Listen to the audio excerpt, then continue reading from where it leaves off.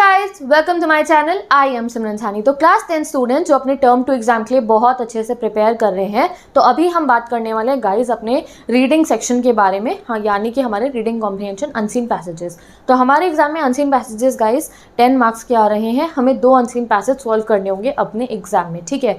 तो अभी मैं आपको 3 से 4 ऐसी बातें बताऊंगी जो आपको ध्यान में रखनी है अपने अनसीन पैसेजेस को सॉल्व करते हुए, ठीक है। अब पहली चीज़ ये है कि अनसीन पैसेज जो है गाइस आप लोग कैसे सॉल्व करो एंड ऑल दैट, क्या पहले क्वेश्चन पढ़ो, आंसर पढ़ो। तो एक बात मैं आपको बताती हूँ, जैसे जब मेरा एग्जाम था, मेरे जो है 96 मार्क्स आए थे इंग्लिश में। तो मैं अपने एक्सपीरियंस से बता रही हूँ कि मैंने क्या करा था। जो हमें रीडिंग टाइम मिलता है ना गाइस, जो हमारा रीडिंग टाइम होता है, उसमें मैंने जो है अपने अनसीन पैसेज को रीड करा था अच्छे से। तो जो रीडिंग टाइम था मेरा, मैंने क्या करा था, जैसे 5 से 6 मिनट में मैंने पूरे क्वेश्चन पेपर का पहले ओवरव्यू लिया था, ठीक है। पूरा क्वेश्चन पेपर पढ़ा, लिटरेचर सेक्शन तक क्या क्या क्वेश्चन है अच्छे से समझ लिया। फिर जितना टाइम बचा, 10 मिनट करीब जितने भी समय बचे था, तो मैंने उसमें कोशिश करी कि मैं पैसेज को जो है अच्छे से पढ़ लूँ, पूरा पैसेज पढ़ लूँ कि मुझे पैसेज समझ में आ जाए। और अगर हम अब की बार आपके पैसेज की बात करें, तो आपको तो गाइडलाइंस पता है कि आपको जो क्वेश्चंस है खुद से बना के लिखने हैं, अपनी लैंग्वेजेस में आपको आंसर फॉर्मेशन करनी है। तो उसके लिए आपको पैसेज की अच्छे से नॉलेज होनी चाहिए। तो फर्स्ट थिंग इज़, आप ध्यान में रखना, अभी जो है हमारी जो क्लास 10 की टर्म 2 की डेटशीट है, उसमें नीचे जनरल इंस्ट्रक्शंस गिवन है। वहाँ पे भी गाइस हमारे को मेंशन है कि हमारा जो रीडिंग टाइम है 15 मिनट्स हमें मिलेगा, ठीक है। तो अगर हमारा 15 मिनट्स रीडिंग टाइम है, अगर आपको हमें मिलता है आपको एग्जाम में जो 15 मिनट्स रीडिंग टाइम है, तो उसमें मेक श्योर करना आप कि आपके एग्जाम, आपके पास क्वेश्चन पेपर आया, read the full question paper, okay. आपने लिटरेचर सेक्शन तक पढ़ लिया, सोच लिया कैसे कब करना है, एंड उसके बाद ट्राई करना कि आप अपना जो रीडिंग वाला जो आपके ये 2 पैसेजेस हैं, इनमें से अपने पैसेजेस को रीड कर लेना अपने रीडिंग टाइम में। जो 15 मिनट है, मान लो 5 मिनट में आपने पूरा पेपर देख लिया, ठीक है। जो बचे हुए 10 मिनट है, कोशिश करना कि इसमें पैसेज की जानकारी ले ले हम, ठीक है। तो हमें समझ में आ जाए पैसेज की थीम क्या है, पैसेज हमसे क्या पूछ रहा है। और जब रीडिंग सेक्शन सॉल्व करेंगे ना, रीडिंग सेक्शन बोलिए मतलब रीडिंग कॉम्प्रिहेंशन जब सॉल्व करेंगे, तो हम क्वेश्चंस रीड करके उसको सॉल्व करने की कोशिश करेंगे, ठीक है। तो आपने समझ गए। जो रीडिंग टाइम है ना, उसको भी तो ध्यान में रखेंगे। हमें तो 15 मिनट हमारी डेट शीट में मेंशन है नीचे जनरल इंस्ट्रक्शन में कि 15 मिनट रीडिंग टाइम मिलेगा। तो उस रीडिंग टाइम में अच्छे से पैसेज को रीड करने की फुल कोशिश करेंगे हम, ठीक है। पहली बात बता दी। अब बात करते हैं दूसरी बात। तो दूसरी गाइडलाइन क्या थी हमारी कि हमारा को जो अब की बार पैसेज में क्या हुआ है कि आपको डायरेक्टली ऊपर से कॉपी करके नहीं लिखना है, ठीक है। आपको अपने हिसाब से जो है आंसर को समझ के अपने पॉइंट्स भी उसमें मेंशन करने, अपनी लैंग्वेज में आंसर फॉर्म करना है। तो उसके लिए क्या है गाइज, अच्छे से अपने पैसेज को समझने की कोशिश करना। आपको फुल पैसेज समझ में नहीं आता, आप कहीं अटक रहे हो, ठीक है, उसकी थीम को समझने की कोशिश करना।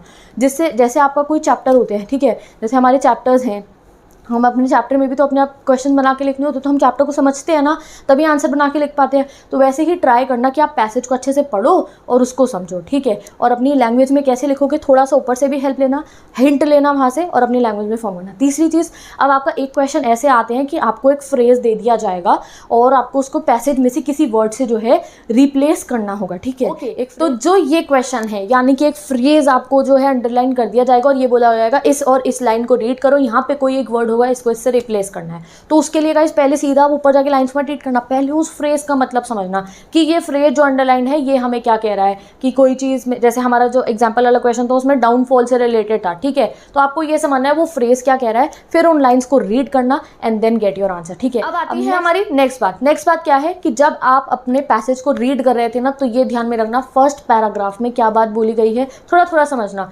सेकंड पैराग्राफ में मेन क्या बात बोली गई है, थर्ड पैराग्राफ में मेन क्या बात बोली गई है। फिर जब आप क्वेश्चन रीड कर रहे होगे, जब क्वेश्चंस पे पहुंचोगे, आपने देखा अरे ये थर्ड वाले क्वेश्चन में ये जो लाइन लिखी है, ऐसी लाइन तो मैंने अपने 3rd 4th पैराग्राफ में देखी थी। तो सीधा जंप करना अपने 3rd 4th पैराग्राफ पे और वहीं पे आपको अपना आंसर मिल जाएगा। फिर आपका टास्क है, फिर आपको नहीं पढ़ना बाकी का पैसेज, आपको वहीं 3rd 4th पैराग्राफ पे रह के अपने आंसर को ढूंढना है, कॉपी पेस्ट नहीं करना। तो उसको समझना, डिकोड करना and try to form the answer. अब आंसर कैसे खुद से फॉर्म करने वाले हो, तो उसके लिए गाइस क्वेश्चन को रीड करने के बाद हिंदी में आंसर अपने मन में सोच लेना, या जैसे भी पहले आंसर अपने मन में पूरा बनाना कि अच्छा ये क्वेश्चन ये पूछ रहा है तो मैं इसको ऐसे आंसर कर सकता हूँ, और फिर उसको इंग्लिश में ट्रांसलेट करके वर्ड बाय वर्ड लिखना, ठीक है।